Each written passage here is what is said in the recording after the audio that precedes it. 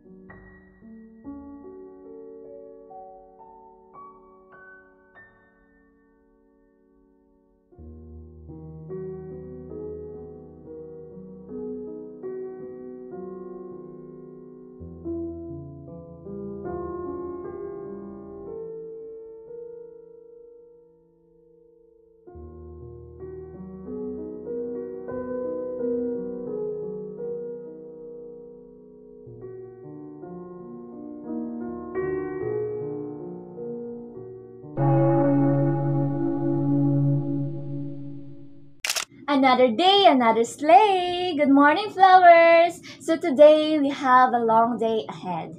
But before that, we have here our one flower. Her question is, Miss L, what can you say about this viral video circulating online about the student who ended her life? Oh, about that. Yes, no, I've watched the video. And kaya pala siya nagpakamatay because she was sexually abused. And guess what? The predator was a well-known politician. What a shame. Grabe, nabasa ko yung tungkol kay Lila. Sobrang sakit basahin. Isang estudyante lang siya. Tahimik, may pangarap, tapos ganyan pa ang sinapit niya sa taong dapat nagpoprotekta sa mga kabataan. Akala niya mabait, akala niya totoo yung mga sinasabi nito sa harap ng tao. Pero iba pala sa likod ng kamera. Nakakatindig balahibo, pero mas na nakaka-inspire kasi kahit takot siya, nagsalita pa rin siya. Ang tapang ni Lila, sobra. Sana makapit niya ang hustisya na deserve niya. Walang makapangyarihan sa harap ng katotohanan.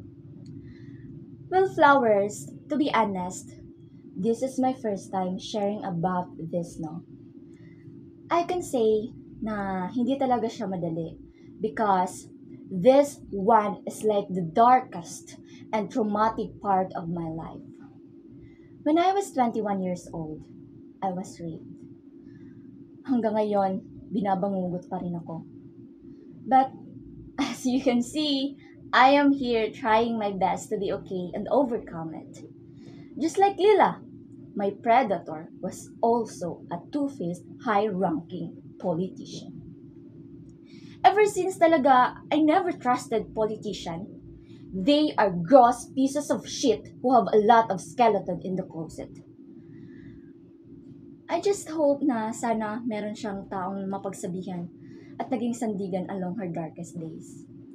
Kasi Flowers, I've been there. I'm telling you, Flowers, hindi lahat ng nasa posisyon ay mapagkakatiwalaan.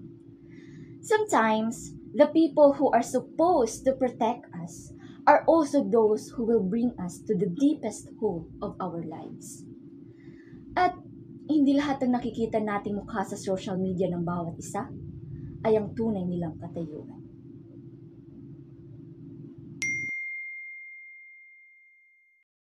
Nag-message. Tingnan ko nga. Dear Miss Ella, warm greetings. We are pleased to invite you to take part in an exclusive interview for our upcoming documentary, a project that aims to shed light on the inspiring stories behind resilience. Should you accept our invitation, our production team will reach out to coordinate with the details and ensure your comfort throughout the process. Thank you for considering our invitation and we hope for your positive response. Sincerely, Jaya Talks. Ito na siguro yung sign na hinihintay ko para makapagbigay ng inspirasyon sa lahat. Para maibalik ko yung dating ako.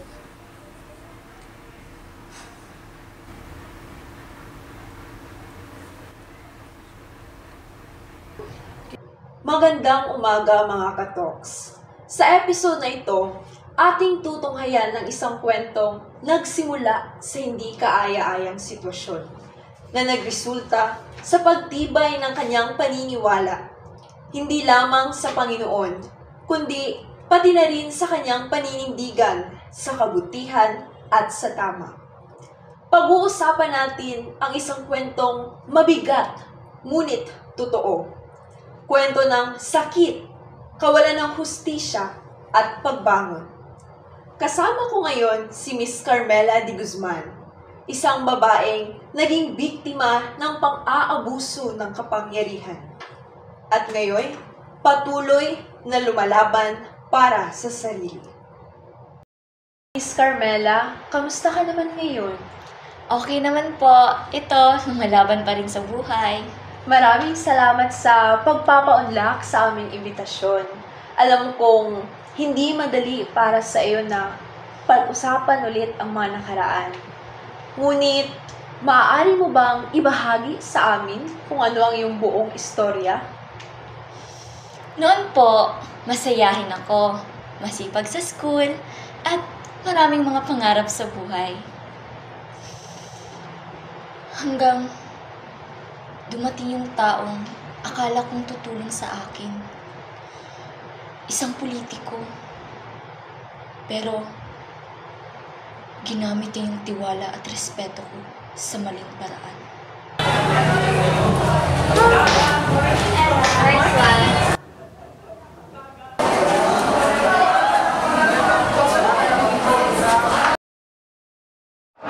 Good morning, guys! Morning! Aga Uy, Samantha!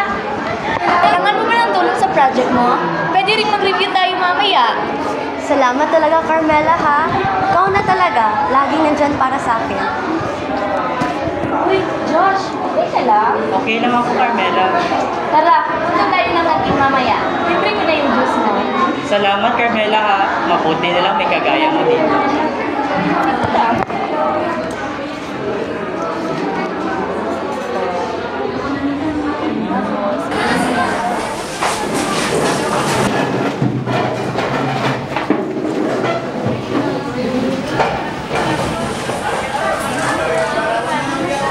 Good morning, class! Good morning, ma'am! So, may good news ako. Bukas, magsisimula na ang screening para sa scholarship program ni Mayor.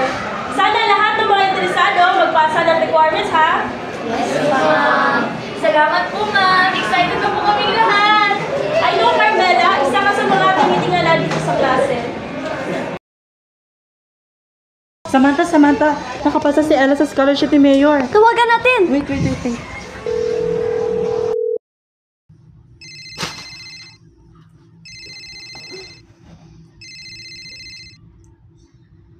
Hello, ano yun? Ang aga naman. Taki ka talaga. May maganda kaming balita na sasabihin sa'yo. Ano naman yun? Nakapasa ka sa scholarship ni Mayor. Sigurado ka? Oo nga, sabi ko na sa'yo eh. Deserve na deserve mo yan. Lahat ng pagod, puyat, sulit na sulit. Congrats, Ella! Congrats, Ella. Grabe. Hindi talaga ako makapaniwala. Parang panaginip lang to. Salamat, Samantha. At salamat din kay Mayor sa pagkakataong ito. Pangako, hindi ko sasayangin ito. Carmela. Ayos ka lang ba? Pwede ba pahingi ng tubig?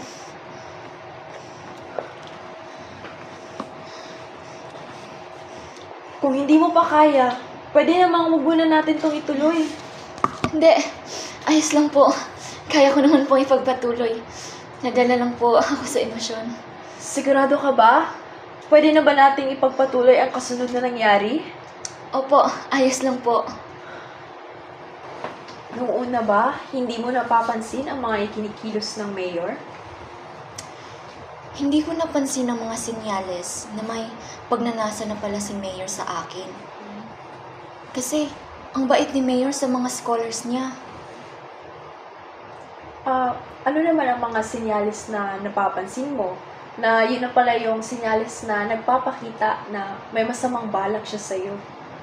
Minsan po, kapag may inaabot ako na gamit sa kanya, ang tagal niyang bitawan ng mga kamay ko, na para bang sinasadya niyang haplusin at idikit ang aming mga kamay. Akala mo kasi, normal lang naman talaga na magkadikit yung mga balat namin. At saka, sino bang mag-iisip ng masama sa kanya? Ang ganda ng pakikitungo niya sa amin. Ella? Nandun ka ba? Po? Pakipasa nga itong mga papeles sa opisina ni Mayor. Ay, sige po, ma'am. Salamat. Good afternoon po, Mayor. Good afternoon. Ito na po yung mga papeles na nire-request niyo po. Ito ba yung mga papeles patungkol sa scholarship? Yes po, Mayor. Ito na po yun lahat. Sige, salamat.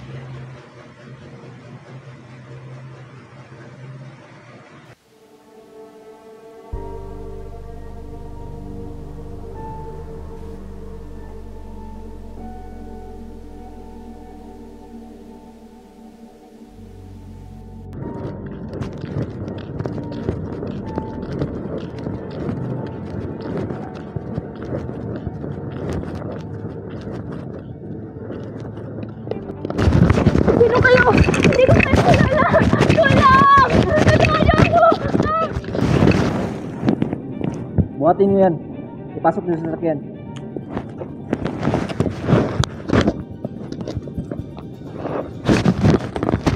Hoy, babae! Hoy! Hoy! Gumising ka! Gising!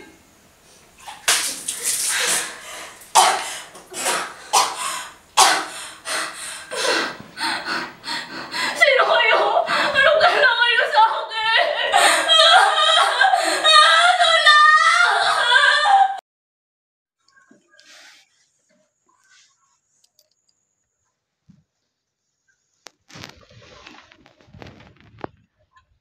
Uy, boss!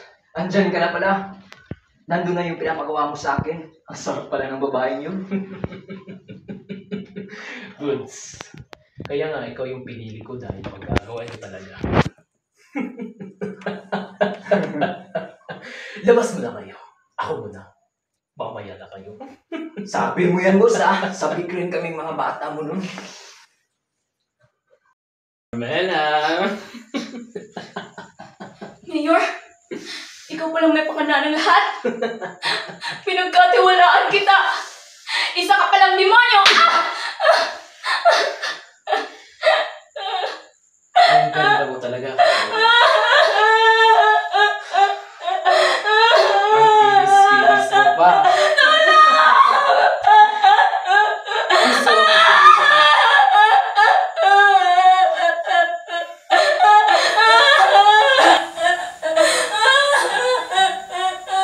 Tulong mo, Mayor! Mayor! Wag! Tulong! Tulong!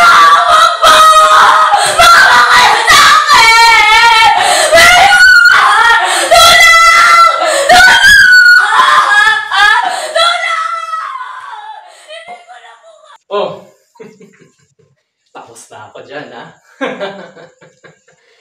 Alam niyo na ang gagawin niyo dyan. Linisin niyo yan. Mga pre, tapos na si Mayor. Anong gagawin natin dito? Sabi ni Mayor, sa atin na to eh. Woo! Ano pang hinihintay nyo? Tara! Tara!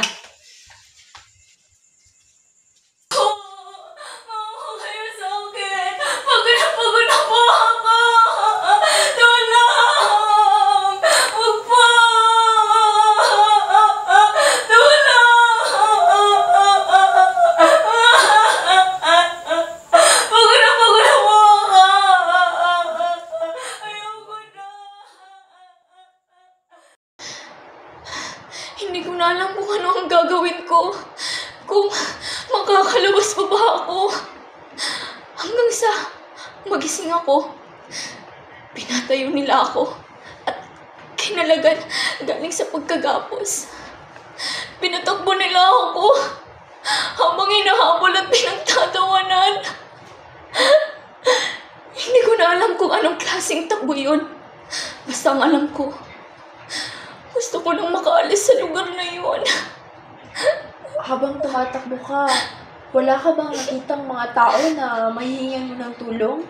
O mga kabahayan na maaari mong lapitan? Wala po. Sobrang dilim ng lugar at hindi ako pamilyar kasi wala akong malay habang dinadala nila ako doon. Noong mga oras na yun, anong nasa isip mo? Basta po, makaalis lang ako sa lugar. Patuloy pa ako sa pagtakbo hanggang nawala na po ang van sa likod ko. Doon na lang po ako nakahinga ng maluwag kasi wala na pong sumusunod sa akin. Hanggang sa umabot po ako sa isang lugar, sa isang kabahayan. At iyon po ang nagbigay sa akin ng pag-asa na mabubuhay pa ako. Sila po ang tumulong sa akin at nagdala sa ospital. Na-confine po ako ng 1 linggo. Ni minsan ba, hindi mo nasubukang magsumbong sa mga otoridad? Sa mga pulis? Ginawa ko naman po ang lahat, pero walang naniniwala. Pati nga yung unang tumulong sa akin, hindi naniwala. Kasi, ang pagtingin nila kay Mayor ay isang anghel sa sobrang bait. Paano yun? Kinimkim mo yun sa loob ng ilang taon hanggang ngayon? Paano mo nakaya yun? Siyempre, hindi ko po nakaya agad. Dumating sa puntong nagkaroon ako ng depresyon. At sinasaktan ko na rin pati sarili ko. Kamusta na kaya si Ella? Yun nga, na paano kaya siya? Hindi ko rin alam. Alam ko na. Punta na natin sa bahay nila. Alam ko kung saan yung bahay nila. Punta Tara. natin.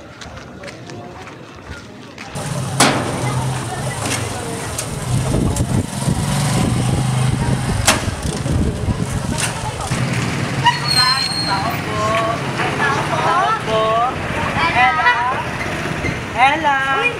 Bukas Tara, pasok tayo. Ella!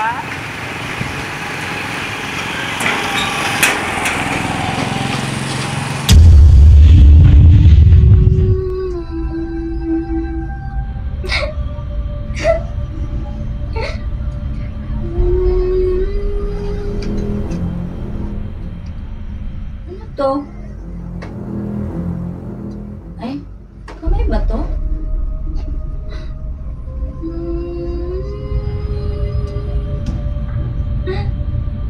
Ano kayang lasa ng dugo ko?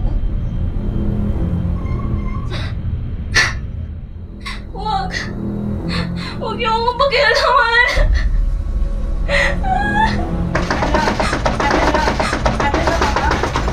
Wala na siya! Patay na siya! Ella! Pakiusap naman, no? Pabuksan mo na kami! Ilang tingnan, ikaw ka rin hindi pumapasok. Hinahanap ka rin ng mga guro natin. Ella! Namimiss ka na rin namin. Sinabi hindi ko kayo kilala eh!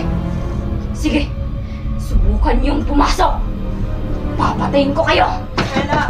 Ano ba nangyayari sa'yo? Paano na pag-aaral mo? Pati na din sa scholarship mo?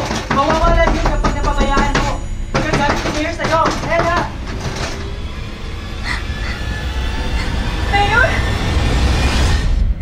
Mayor? Hindi! Ilayo niyo sa akin! Mga walang hiya kayo! Mga hayop! Mayor! Mga hayop sila! May problema ka? Nandito naman kami ni Josh, makikinig sa'yo eh. At ang pinaka-importante, may Panginoon, Ella. May Panginoon. Hindi ka niya pababayaan. Panginoon? Hindi siya totoo! Walang Panginoon!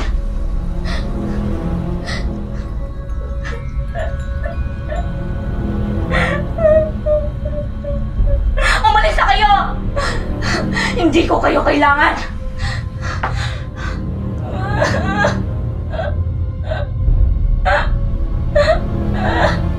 Parang hindi na to tama. Pakiramdam ko may mali.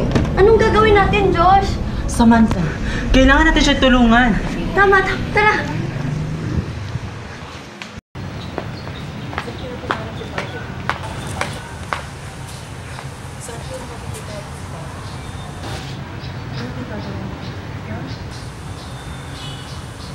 Anong oras na? Anong oras na? Ano yung gagawin nito? Hindi ko rin alam kung saan si Hindi ko Father. alam kung ano yung gagawin. Kasi Saan ano kaya kaya siya nangyari sa mahanap? kanya?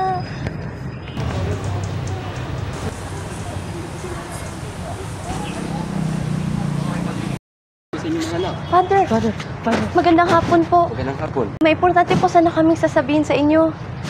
Samantha, anong dahilan at naparito ba? Naparito po kami upang sabihin na at may kaibigan po kami, Father. At mukhang ikaw po ang makakatulong sa kanya. Opo. Bakit? Pasok po, Father.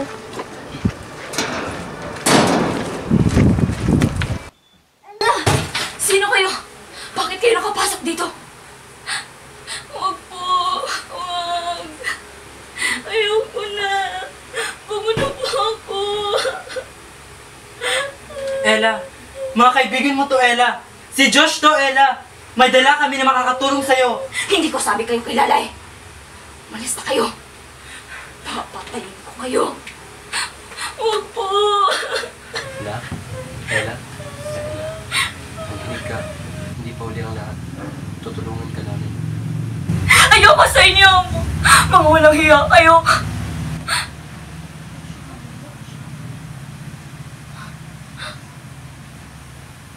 Ano? Hindi. Hindi ko sila kilala. Pero, masama yun. Paano kung mamatay ako?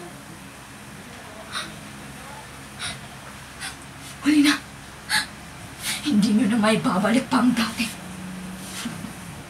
Wala na siya. Ella? Wala na si Ella. Patay na siya. Ella? Ella, makinig ka sa akin. Ano man ang pinagdadaanan natin sa buhay, parte ito ng paghubog ng Diyos sa ating katauhan. Para lalo tayong maging matibay. Ella?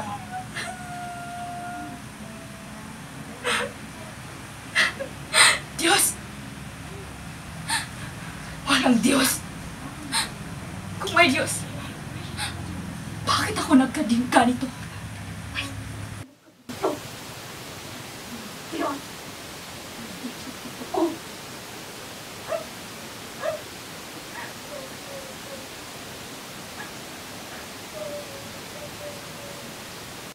Ella, matakot ka naman sa sinasabi mo. Mas matakot kayo kapag hindi pa kayo umalis dito. Dahil iisa-isahin ko kayo. Ella, ito ang tatandaan mo. Mas malaki ang Diyos kumpara sa pinagdadaanan mo. Ella, huwag kang mawala ng pag-asa.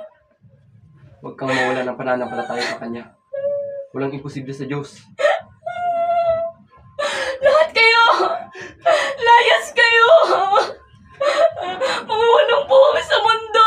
Walang Panginoon! Walang Diyos! Walang awa kayo! Bakit ang sakit?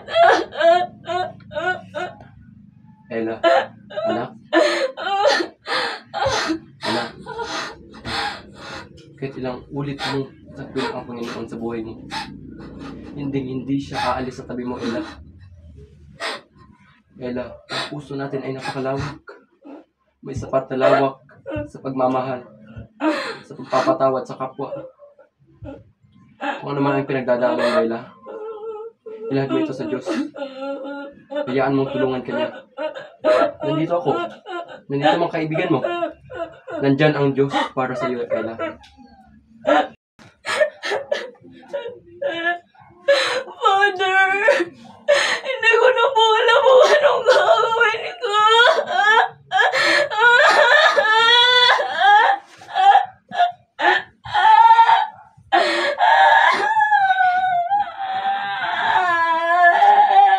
Ella, kaya tulungan ka namin.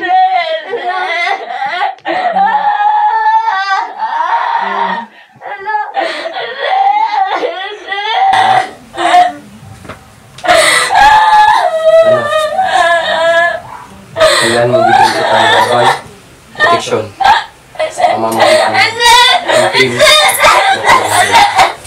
Oh, Lord Jesus. Ella, magpahanggang ngayon ba ay nararamdaman mo pa rin ang mga ginawa nila sa'yo? Mga pasakit, pagmamaltrato at pambabastos? Siyempre, hindi basta-basta nakakalimutan yon. Kahit na ilang taon na ang nakalipas. At lalo na ngayon, sa unang pagkakataon, ibinahagi ko sa inyo ang aking madilim na parte ng aking buhay. Kung mabibigyan ka ng pagkakataon na makamit ang hustisya, ipagpapatuloy mo pa ba? Hindi na siguro, lalo na sa sistema natin sa bansa ngayon, sa sistema ng hustisya, napakabagal at wala ng pag-asa. Ipapasa Diyos ko na lang ito. At nasa punto na kasi ako ngayon ng buhay ko na sinusubukang magpatawad kahit walang humihingi ng kapatawaran. Kung sakali mapanood ito ng mga taong lumapastanganan sa iyo, ano ang nais mong sabihin sa kanila? Hindi ko kayo makakalimutan. Hindi dahil gusto ko, kundi pinilit ko. Ang sakit na iniwan niyo ay hindi lang sa katawan, kundi pati na rin sa kaluluwa ko. Sinubukan niyong kunin ang parte ng aking pagkatao na hindi dapat ginagalaw. Pero ito ang tatandaan niyo, hindi niyo ako tuluyang nasira. Sinubukan niyong agawin ang aking dangal, pero kahit kailanman, hindi niyo makukuha ang aking lakas. Oo! Habang buhay kong dadalhin ang ginawa niyo sa akin. Pero kahit kailan, habang buhay ko ring dadalhin ang lakas ng isang babaeng nakaligtas. Panghuling tanong, Ella, ano ang masasabi mo sa batang ikaw? Sa batang ako, proud na proud ako sa iyo. Kasi kinakaya mo ang lahat ng iyong mga pinagdaanan. At kung totoo man siguro ang kabilang mundo, pangako kong aalagaan at proprotektahan kita sa abot ng aking makakaya. Sa muli, maraming salamat sa pagpapaunlak sa aming imbitasyon, Miss Carmela. Saludo kami sa iyong katapangan at katatagan ng loob. Sana ay dumating na ang panahon na makamit mo na ang hustisya. At dito na nagtatapos ang episode na ito. Maraming salamat sa inyo. Hanggang sa muli, ito ang Jaya Talks, kagapay at kasama hindi lang sa usaping pampamilya at pambansa, pang-inspirasyon pa. Ever since talaga, I never trusted politicians. Nax, They are ganda mo gross kasi. pieces of shit. Pang malakasan yung katawan. What? Ang bait kaya ni Mayor. Sinisiraan lang yan kasi malapit ng eleksyon. Kwento lang yan. Baka nga siya pa yung umakit kay Mayor eh. Kapal! Walang utang na loob. Pagkatapos ka paaralin ni Mayor, sisiraan mo lang. Grabe pala ang pinagdaanan niya. Nakakaawa. Sa posisyon.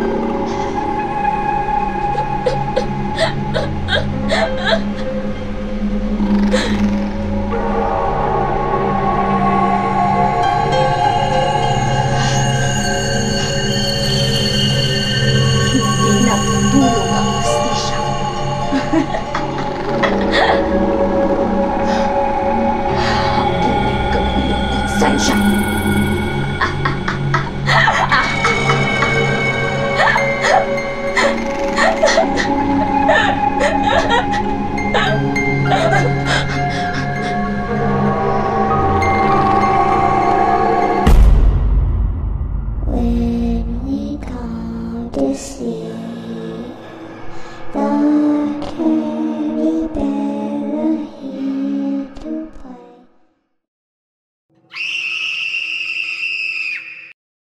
Akala nyo ba ang kapangyarihan ay nasa inyo?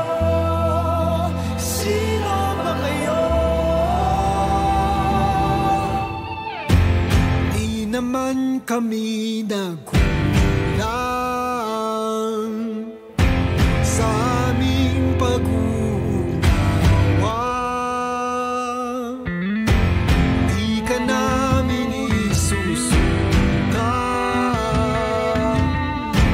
kung hindi ka pa sumulan. Huwag niyong tapakan ang katarungan. Akala niyo ba ang kapangyarihan ay nasa inyo? Sino ba kayo? Magwawagi ang katotohanan, ang kadiliman ay ibabagsak. Nagsisilbi ka dapat, nagsisilbi ka